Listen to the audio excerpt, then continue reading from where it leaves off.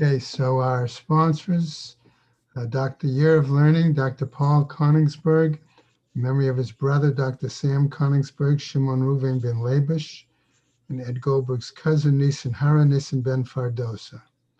Paula and Bob Bromberg, in memory of their dear friend Julian Smith, Yehuda ben Yisrael. Malka Mann, in memory of her family murdered in the Holocaust.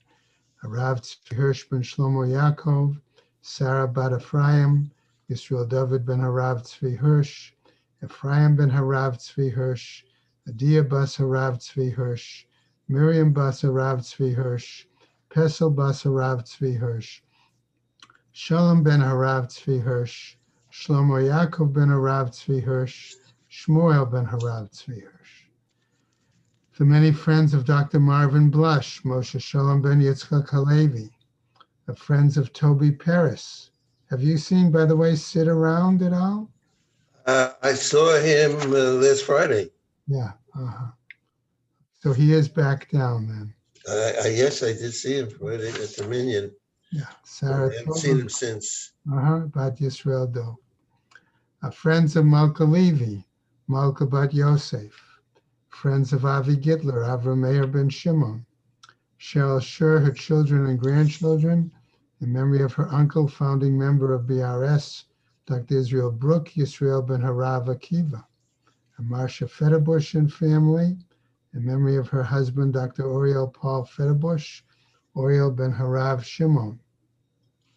Have a Week of Learning by Minnie Shavrik, in memory of all those we lost in the past year. By Siggy and Lala Bessler, in memory of his father, Dov Berish ben Meshulam Fivish. By Yossi Peleg Billig, in memory of his father, Meir ben Shmuel. By Herschel and Mira Sennett, in memory of his mother, Reitza bat Yitzchak Yaakov, and her mother, Shosha bat Avraham Halevi. And I believe that is it. May Shemas have an aliyah, Kranka Rafia, Vat the Yeshir Shem Matzliah, L'chol B'nai Israel, Good Gaben Shtiar. Hey. Okay. Ted, you must have run home after Minyan, huh? He's so out of breath, he can't answer you. Yeah. Yeah. All right, I'm just surprised Harvey isn't on. Hope everything is okay. Whew. Good morning. Good morning. You ran home, huh? Yeah, I told you he was out of breath. That was it. I was talking to you for a while till I realized my sound was off. Okay. So I'm just going to do a quick review in the hopes that some of the other guys will get on and then start the new material. One question, Rabbi. Yeah. In all of the discussion that we were going through with the different types of mortar, Right. that big hunk of horseradish root or whatever it is that we've always used, is that mentioned? Doesn't seem to be, does it? No. Right. Maybe it didn't grow in those countries or something. Okay. That could be. In other words, that's why I raised the question, even in the land of Israel, in Eretz Yisrael, could it have depended upon what part of the country they lived in? You know, if they knew that there was a vegetable that grew along the side of the road and it was easily accessible, right? For poorer people, that was probably what they used. Okay, somebody else, if he had a garden, okay, then he could plant certain vegetables and use those. Okay. So that would also make a difference, let's say, between those who lived in the Galilee and Galil, where they had, land to grow things, versus if they live south of Yerushalayim, where the soil was much more of a different variety, rocky and things like that. Okay. That's a good question, Ted. Okay, notice that it's right. It's really not mentioned per se as the maror. They're talking more the vegetables, right? We know that, by the way, over the years, other things too. What did people use for their Seder? Okay, in terms of potato. Mhm. That was another, right? That's what grew in Eastern Europe at that time of the year. It was one of the first products, first items that come through the ground. So that's what they used. Yeah, they probably didn't have parsley. Of course, they didn't have parsley or other things. Probably didn't have very little other greenery there in Right. Russia and Poland in April. Okay. I remember once traveling to Russia years ago. It was after Pesach here, and it was still the end of April, and it still snowed in Russia. Okay.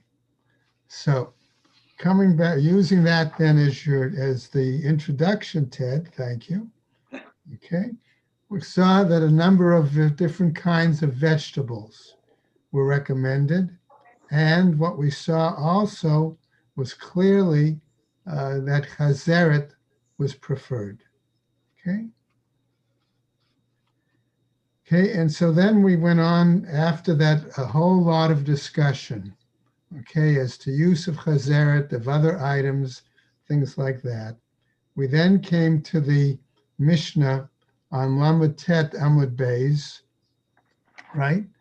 That the Mishnah indicated that one could not soak the grains, right? Even though that would make it easier to get the get the item out, the grain out. And here we're saying that the Mishnah referred particularly to animal feed, okay? Because there was a big concern about causing leaven, right? And it gave other examples in the Mishnah. A woman using coarse for skin care, okay? Or putting it inside of a pot, okay? I'm just doing a quick review to get back in today's Gemara. And then the Gemara went on, okay, and talked about not using a pot flour to thicken a pot of food, things like that, right? From there, okay, we then went to the bottom of Lamed Tet Amud Beis, with Rav Yosef saying that one shouldn't scald, okay, kernels of corn together, right? That's where we're on to. Mem Amud Aleph. We did it a little bit yesterday, the top lines.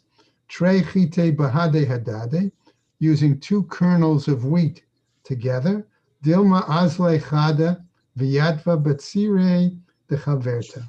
Why? Because 1 kernel of wheat could then get stuck in the crevice or the opening of another kernel. And what would happen? V'lo salik laho dikula demaya. And then a column of water, okay, won't come up and bubbling the water, okay, reach all aspects of the kernels of corn. Va'atele de chumutz, right? Me'ar baruchta, for all directions, and it would come to chumutz. Okay, so that's where we stopped yesterday. So we're picking up now where Abaye is going to cite, again, another example. Okay?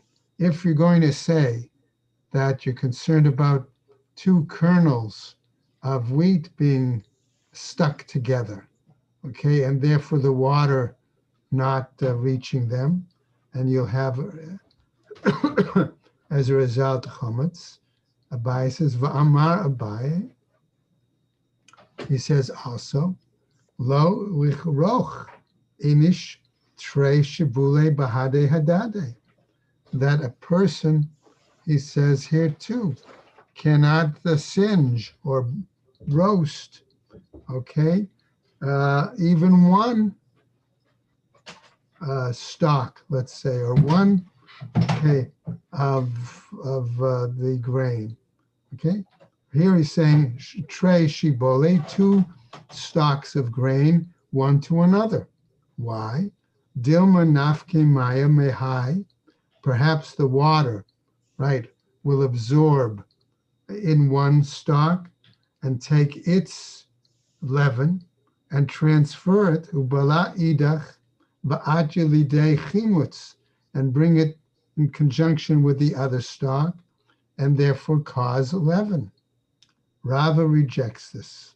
Amarle Rava, he says to him, Ihachi, if that were to be the case, afilu chadanami, then even in one, then trying to burn or roast a single stalk is not permissible.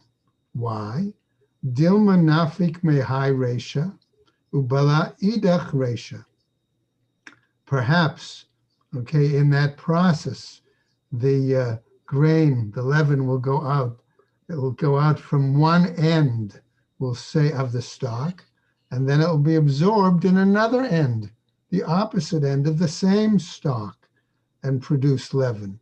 So here too, Ela Amar Rava. But rather Rava is saying, Me perot ninhu.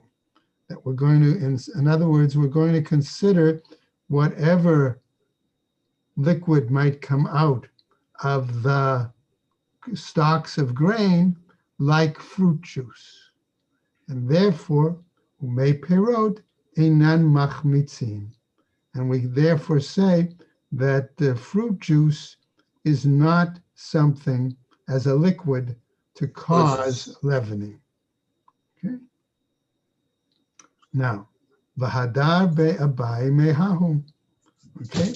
It would appear then that Abaye retracts his earlier statement. Okay. And he goes on then to tell us, Dechol agav midalaihu, so long as it's flowing from it, okay, lo machmatze, it is not going to cause, right? So long as the liquid then is flowing, all right, it does not cause leavening. The Amar Abaye, as Abaye now is going to tell us the following, Hai chatzva, we have a certain jug, the avishne sachifa, and that jug is used for toasting grain. Shari, okay, then the law would be, says that it's permitted, right? If the jug is inverted, okay, zakifa, but if the jug is standing up, upright, normal, asur, then it's forbidden. So Rava now says to him, Amar afilu zakifa, even if it's standing upright, okay, the grain in the jug would be permitted. Nami shari, it's else why? Me parot ninhu, because we said that this is like fruit juice. Me parot einan machmitzin, and we've indicated, according to Rava, that fruit juice does not cause leavening. Okay. Now, what happens is we come now to another example. Tanu Rabbanan, a new Braita, says, Eim lo tatim se'orim b'Pesach. We are not permitted to soak, okay, the grains, particularly barley grains, right, on Pesach, right? Now, they used to soak, Art Scroll Note 9 on page 40A1 gives a long detail, but explains that soaking the grain, okay, made it more easier to remove the bran before pounding it. And it produces a better quality flour. Ve'im latat, and if they soaked it, says, nitbak'u, it split open, okay? Asurot, they were forbidden. Lo nitbak'u, and if they didn't split open, mutarot, then they would be permitted, okay? Because that way we would see that those grains were not going to be leavening so quickly. Rabbi Yossi Omer, says Rabbi Yossi, okay, shorin b'chometz. His suggestion was that you can soak the grain in vinegar, okay? V'chometz tzomtan. And the vinegar causes the grains to contract, and therefore that makes it easier. That makes it less quick for those grains to become leavened. Okay? Now, Amar Shmuel, Ein halacha Rabbi Yossi. But Shmuel says the law is not like Rabbi Yossi. So Gemara continues, Amar Rav Chisda, Amar Mar Ukva. Okay, so Mar Ukva is telling us, Rav Chisda the name Mar Ukva, Lo nitbak'u mamash, that they didn't really split, okay, in actuality. Elakol she'ilu manichan al pi chavit, that even if you will put the grains, let's say, on the top of a barrel, vehein nitbak'u me'alehen, and they were to split by themselves, okay, on their own, right? What happens? They would be forbidden. Okay? But Shmuel says, Ushmuel amar nitbak umamash. And Shmuel disagrees and said, in actuality, they split for real. Now, the Gemara wants us to understand the following, okay? To show the difference, okay, as to whether split grains meant that they were going to be in the process of leavening and therefore not usable, whereas others felt differently. Avad Shmuel Uvda, that Shmuel actually, so to speak, did the deed. In other words, he rendered a decision. Bedura de Bar Chashu, in the village of Bar Chashu, what happened? Nitbak'u mamash. Okay, that in that case, we understand that they actually split. Okay, right? And that was how he ruled a case in that situation. Okay, that if it only where it actually split did he forbade it, where it didn't actually split, he would be permitting it. Okay, now, Amar Rava, says Rava, Baal Nefesh, a person who is righteous or pious, lo yiltot, will not soak, okay, the grain whatsoever. Ma'i iria Baal Nefesh. So the Gemara asks, why do you particularly refer to it in terms of a righteous or pious person? Afilu kuli almanami. That should apply even to everybody, right? Dahatanya, because here isn't it taught in a Braita, Ein lotatin sorin b'Pesach, that we're not permitted to soak this barley grain on the holiday of Pesach. Hachi ka'amar. This is what it means to tell us. Ba'al nefesh, a pious or righteous person, afilu chitin de shariri. Okay, even we're talking about what kind of wheat. Okay, in other words, harder, firmer wheat, lo yiltot, would not be soaking it. Amar le Rav Nachman, says Rav Nachman in response, man datzit le la'aba, who's going to listen to father, to the master, to this person? Achil nachma de ipusha.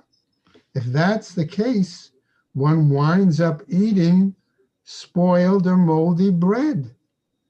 Dahabe Rav Huna latate, because in the house of Rav Huna, they soak it.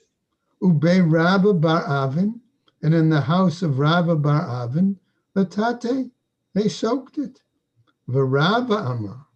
So therefore, and Rava says, asur liltot, it's forbidden to soak it. Ella hadatanya aim lotatin so'orin b'Pesach.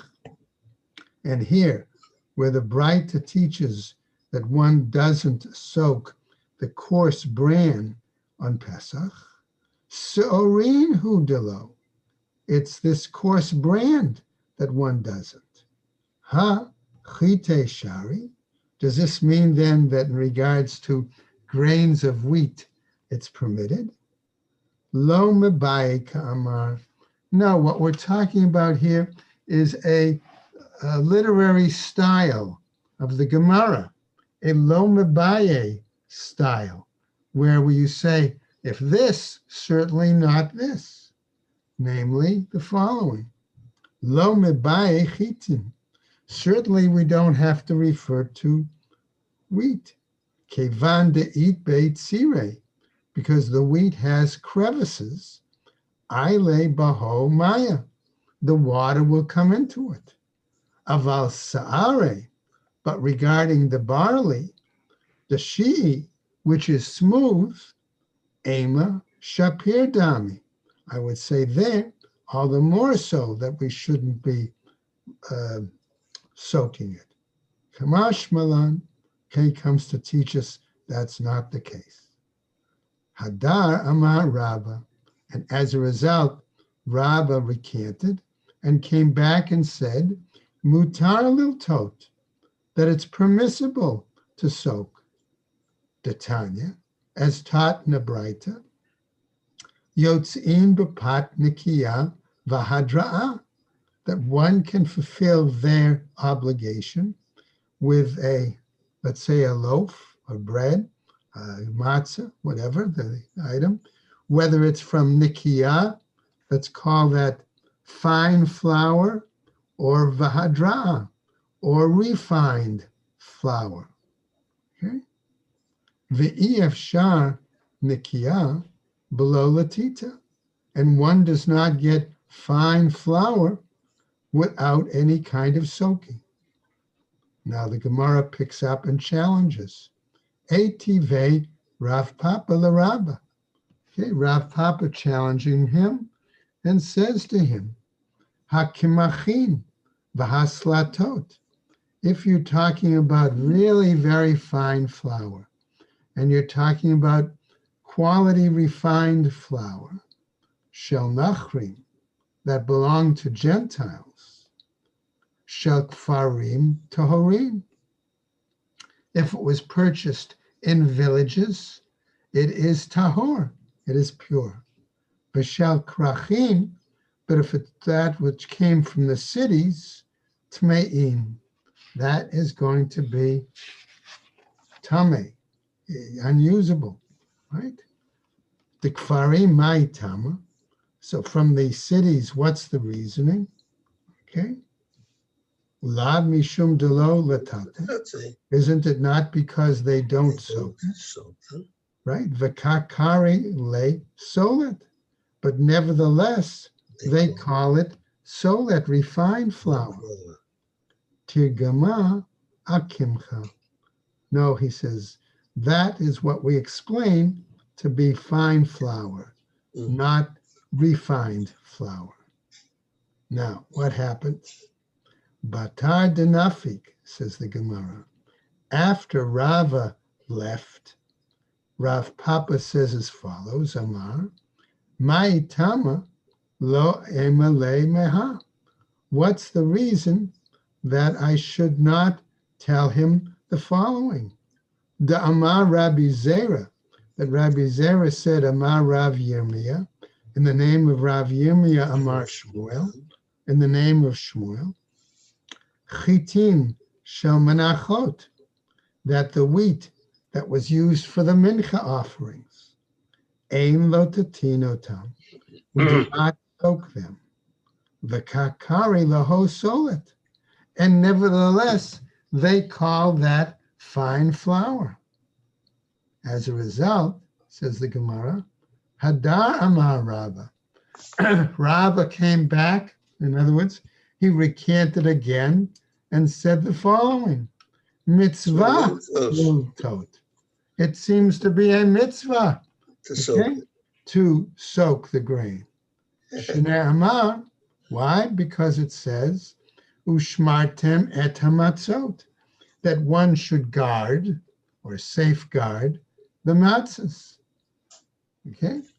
Elo deba'e latita, if it's not necessary to do so in regards to soaking, shimor lamai, then what kind of watching or guarding is being done? Ishimur delisha, if we're saying that the idea of guarding applies to the kneading of the dough, shimur delisha, lav shimurhu, then simply watching the kneading of the dough is really not really watching. The Amar Rav Huna, as said to Rabbi Rav Huna, B'tsekot shel nachrin, okay, the doughs, the dough, okay, let's say that belonged to Gentiles. Adam mimele krisomehen, a person can eat it, in other words, fill his stomach with it. And this seems to be, okay, almost on the eve of Pesach. Ubilvad she'achal kezayit matzah ba'achrona. But so long as at the end, okay, he would eat matzah to fulfill his obligation for the holiday. Bachrona en barishona lo, asks the Gemara. At the end, you say yes, that way he can fulfill his obligation. At the beginning, no. Ma'itama, what's the reasoning? Mishum de lo avad baho shimur. Why?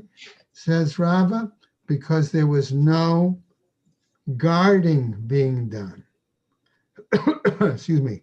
V'la'avid le shimur ma'afia ve'elech. So the Gemara says, so let's suggest that in terms of guarding, it's from the time of baking and then further on. Ella, rather, lav shmamina.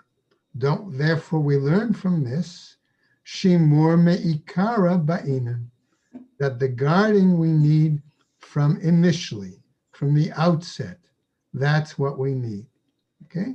So that's where we get the whole idea that matzah that's been watched, okay, really comes all the way back, okay, from at least the harvesting. Right. Okay? That's sure. And on what basis do we say this? Dilmashani hatam. Perhaps it's different in this kind of case. Debaha'idne, because at this time, denechat l'shimur, that it's appropriate for the guarding, lo avad la shimur, if he didn't do guarding.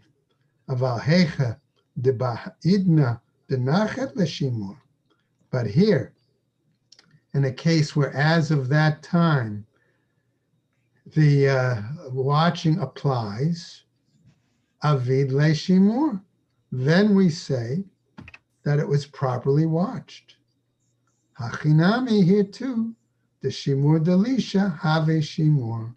Here in that case, then the needing, watching of the guarding of the kneading would be part of the guarding. Va'afilu hachi lo hadar be Rava. And even in that situation, Rava, however, would not recant. The Amar laho, why? Because he said to them, Lahanhu de mahafche kife. Because it has to be that when he would talk to the workers who would cut the stalks of grain, what would he tell them? Ki mahafchito haficho l'shum mitzvah.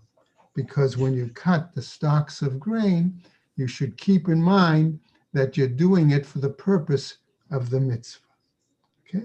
In other words, that's what he said. Once it's from the time of harvesting, that's when you keep in mind that the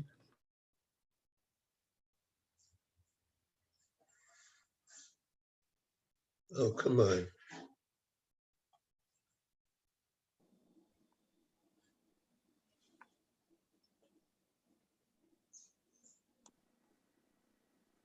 Oh, come on. We can hear each other? I can hear you. Yeah, I can hear you. Yeah. Yeah, but Rabbi Green seems Frozen. stuck in one place. He's not moving. Lost his connection. Okay. Gotta have connection. Have to wait it. Yeah. You have to wait it out. Don't go anywhere. He left. He'll come back.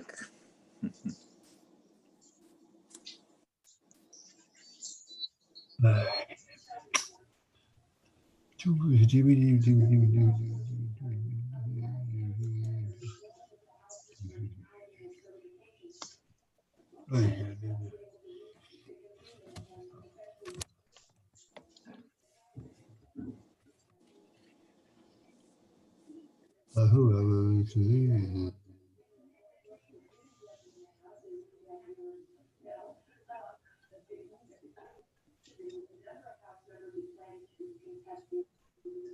we go.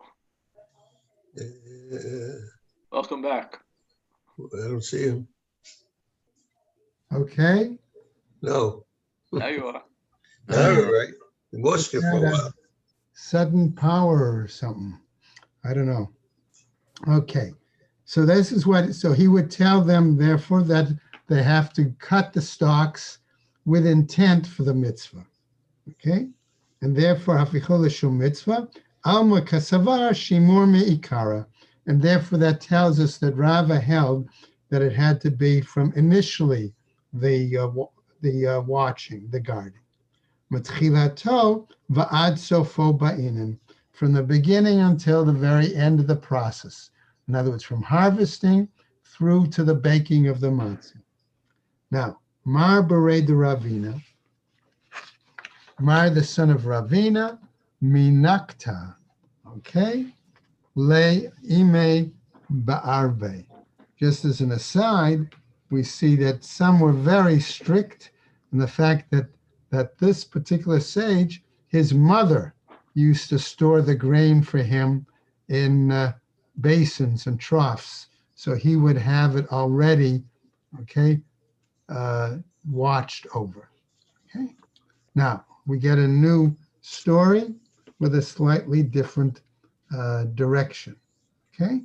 We're now going to deal with some issues, okay, dealing with what happens if the grain, something happens to the grain. Okay. Says the following Braita.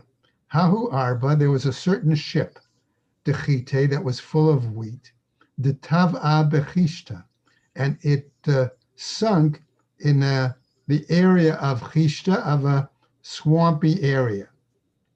Okay. In other words, some of the wheat could have gotten wet, okay, in that situation. Sharia Rava, and Rava permitted L'sivune L'nachrin, to sell that wheat to Gentiles. Etive Rava bar Labai, the Rabba. And he was challenged, Rava bar Abai, okay, challenged Rava, and said, based on the following, Braita, Beged, okay, if there's a garment, She'ibed, bow, and the person lost this garment, Klayim, and there was Klayim of the Beged, linen and wool together, right? Shatnez. Shatnez. Right? Harei zeh lo yimkarenu lenachri. The Braita teaches us that you're not able to sell it to a non-Jew. V'lo Is ya'as- this during Pesach that they're selling it? What? No, Is it not before on, Pesach? in general. This is in general. In other words, he's trying to make the parallel. Okay?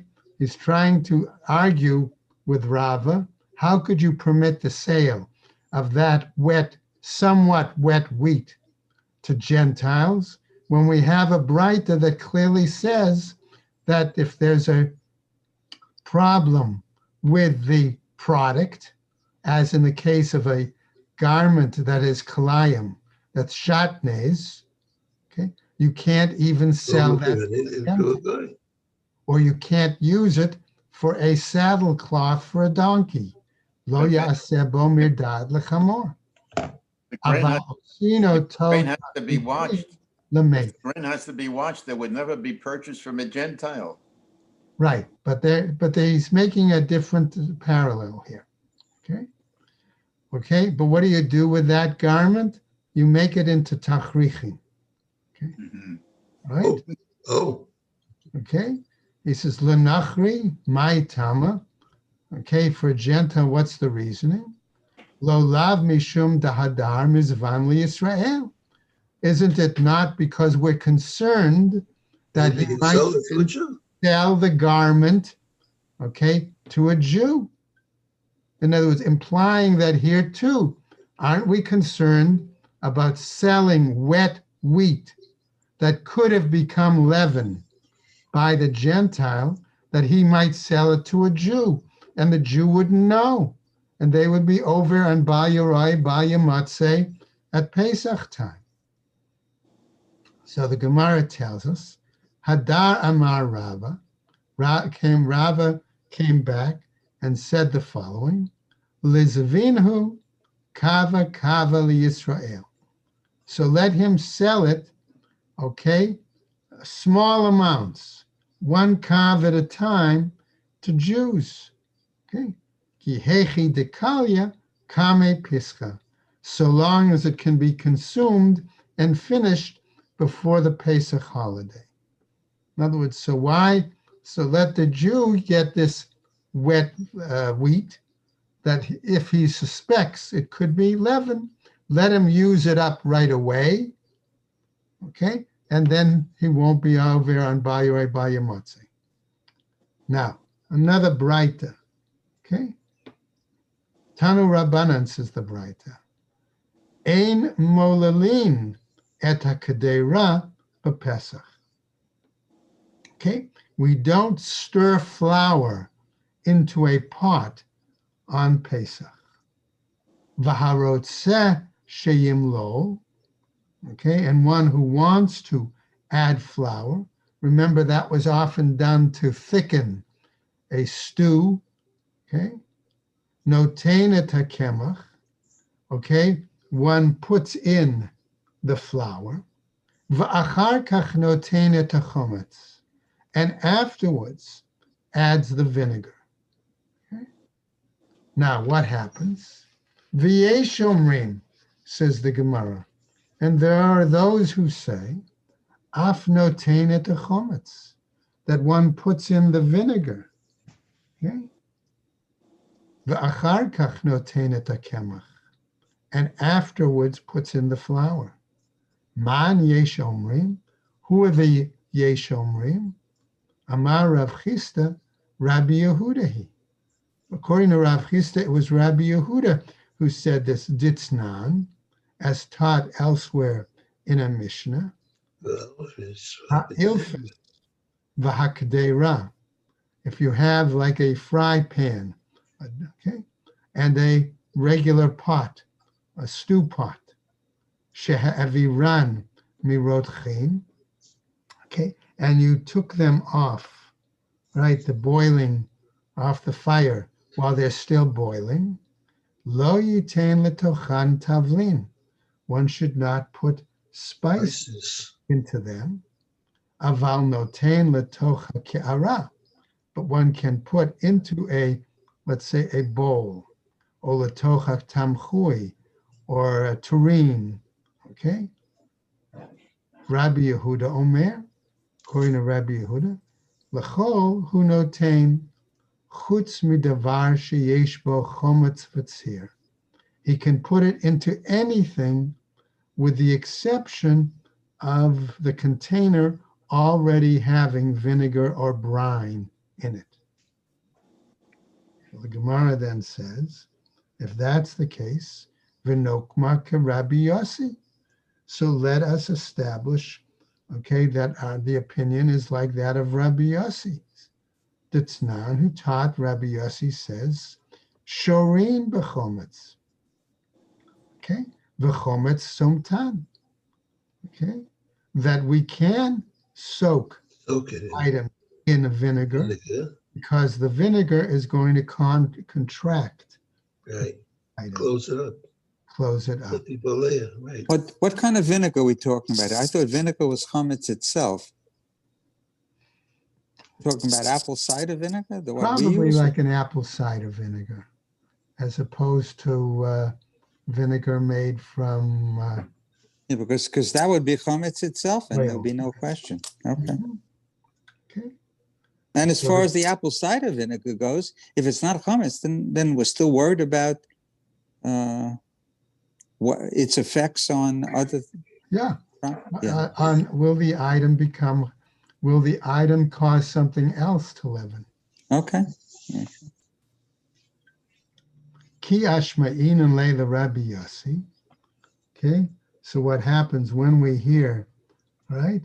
When we heard Rabbi Yossi say that the vinegar is going to prevent the leavening, right? Hani mili de'ite be'ene. This is only when the vinegar is undiluted. It's in its pure form. Aval ayadei ta'arovet lo. But when it's a mixture, okay, it will not do. It's not appropriate. Now, Ula adds something. Ula amar. Echad zeh ve'echad zeh asur.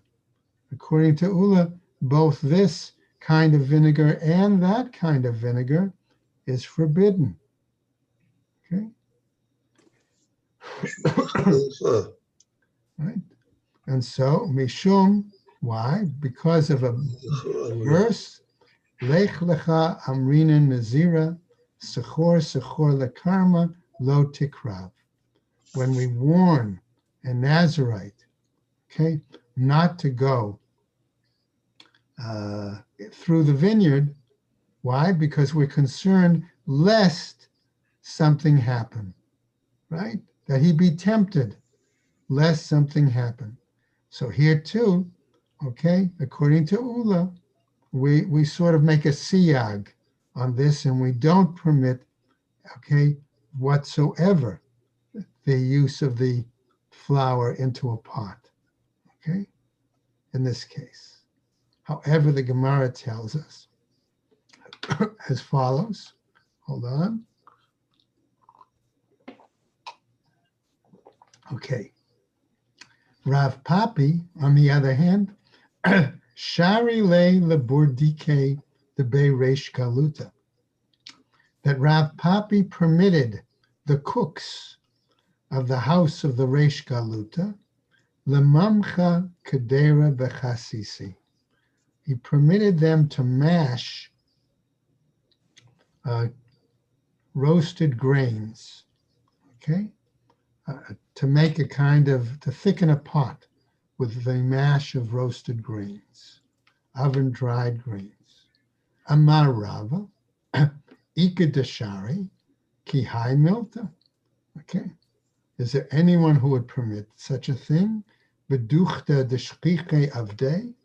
Okay. In a place where servants are common. Amar. Right? So what is Ika da Amrai?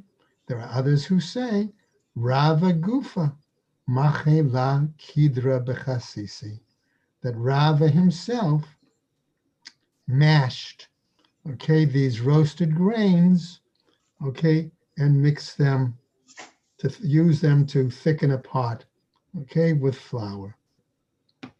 And that's how our sugya there ends. Okay, we get a new sugya now. Okay, because since we're already talking about items that we're concerned lest they produce leaven, lest they produce chametz, we now continue with that idea. So the Gemara now picks up and tells us as follows: Ein notnin kemach letoch charoset or letoch chadal. We don't put any flour. Okay, we don't add flour into the charoset. Okay, now remember, okay, there were different, we're used to the Ashkenazic, the nuts and apple and wine, charoset, okay? But remember, they were probably more used to what we would think of as Sephardic charoset, okay, which contained nuts, but it also had dates or figs or things like that. Okay, so the question was the following. Okay, that we don't add flour to either the charoset or to mustard. Ve'im natan yochal miyad. And if they did add it, says the Mishnah, one must eat it immediately. Okay? Rabbi Meir oser. And Rabbi Meir in general prohibits one from eating it. Okay? And remember, by the way, mustard was also, in our understanding, is not permitted. Regular mustard. Right? Kitniot. Ein mevashlin et Pesach. Also, another prohibition. We don't cook, boil the Passover lamb, right? Meat. Lo b'mashkin, not in any liquids. V'lo b'mei perot, and not in fruit juices. Aval sachin, but we can baste when we roast the lamb, right? Okay, we can baste it with certain things. Okay, umat bilin oto bahen, and when we eat it, we can dip it. We can use certain items as a dip and dip the meat into it. Okay. Now, a further statement in the Mishnah: Mei tashmisho shel nachtom. Okay, the water that a baker might use to wash his hands, right? Dip his hands while he's kneading the dough. Okay, right? He puts his hands into a basin of water, right? What do you do with that basin of water? Yishfachu or yishpechu mepnei shehein machmitin. We have to dump out that water, pour it out, because that bit of leaven that comes off that flour, okay, that comes off his hand in the water is going to start becoming leaven. Okay. Amar Rav Kahana. Rav Kahana is now going to raise the following question. Machloket letocha chardal. The argument, okay, that we see here at the beginning of the Resha of our Mishnah, okay, between Tanakama and Rabbi Meir, okay, that machloket applies, says Rav Kahana, only to the mustard.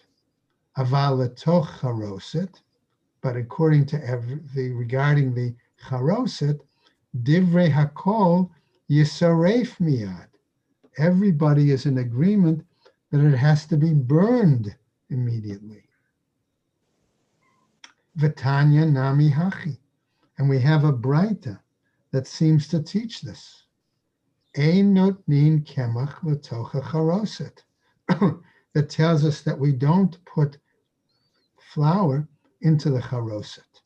Ve'im natan, and if one did, yisoref miyad, one should burn it immediately.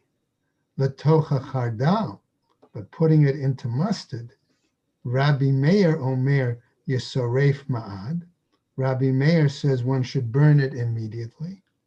V'chachamim omrim ye'ochel, and the sages say you should eat it immediately. Before it becomes chametz. Right.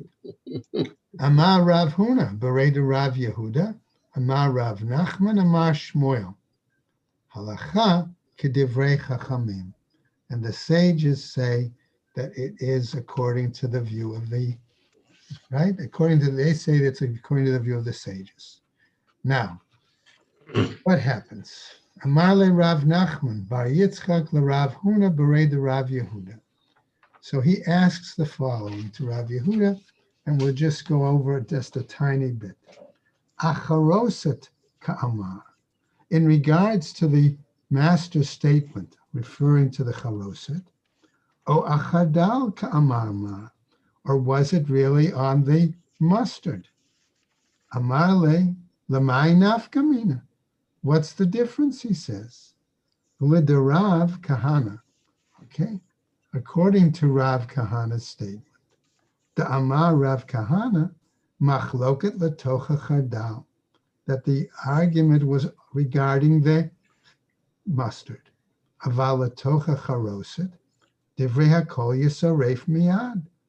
According to as regards to the charoset, one should burn it immediately. Amarle, he said to him, lo shamili. He said to him, basically, I did not hear it. I didn't hear Rav Kahana's statement. Klomar, but what did that mean? That he really didn't agree with it. And so tomorrow we'll pick up and see what is this machloket here? What is it really about? And why did we see that when he says, okay, that he didn't agree with him? Okay? And Rav Ashi will be brought in to help explain it. Okay, everybody? So take care. Thank you very much. Thank you. Have Have a a good great day. day. Stay well and be You careful. will. Have a great day. Bert, Be well. Have a good get day. on. Have to find out.